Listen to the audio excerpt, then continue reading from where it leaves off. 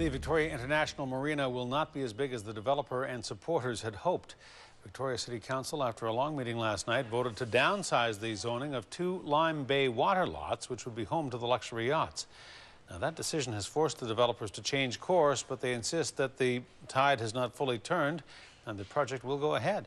Hey, News reporter Astrid Brownschmidt joins us live with the story. Astrid. Well, Hudson, it may not have been the outcome that one of the developers had hoped for, but he does say that the plans to build an international marina at Victoria's Harbour isn't sunk.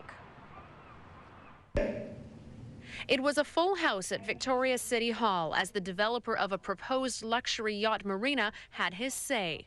We've spent 5 years and substantial sums of money following all the rules, federal, provincial, and municipal.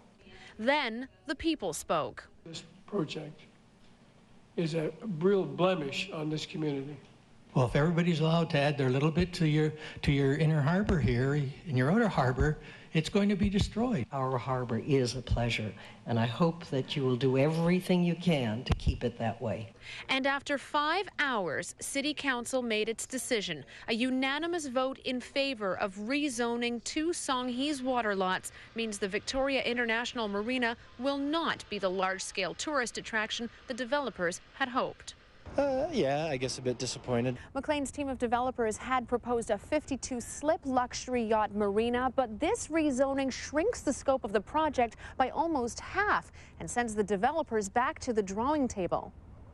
I think it'll go from 52 slips down to maybe 27 or 28 slips. The city says coming to a consensus wasn't smooth sailing. But this seems to be a reasonable compromise that recognizes public objectives and recognizes that that marina has been planned for a long time. MacLean may have expected the outcome, but he says he was surprised the decision was unanimous, surprised that Councillor Geoff Young voted with council and didn't stay his original course. I was surprised to see him voting with council after how he spoke when the staff initially presented the report recommending the rezoning. At previous meetings, Young had expressed concern that shifting gears so late in the game would open the city up to litigation. I still have those concerns. Is legal action still an option? Look, I'm not focusing on that at the moment. That said, both sides wonder if troubled waters could have been avoided if only they had met and talked to each other. I've tried to meet with the mayor, I've tried to meet with staff, and we'd been rebuffed. I said very clearly last night, I think we should be talking to the marina developer. The problem with the new zoning is it's a very crude tool. Really, it will satisfy no one. In the meantime, the developers assure the project stays afloat. Going forward, they hope they don't run into any more rough seas. Now, MacLean says that the rezoning doesn't really change anything to do with the timeline of the project, so plans for the marina development will continue on. The timeline hasn't officially been set, but there is some hope that movement and activity down at the waterfront could begin sometime in the spring of next year.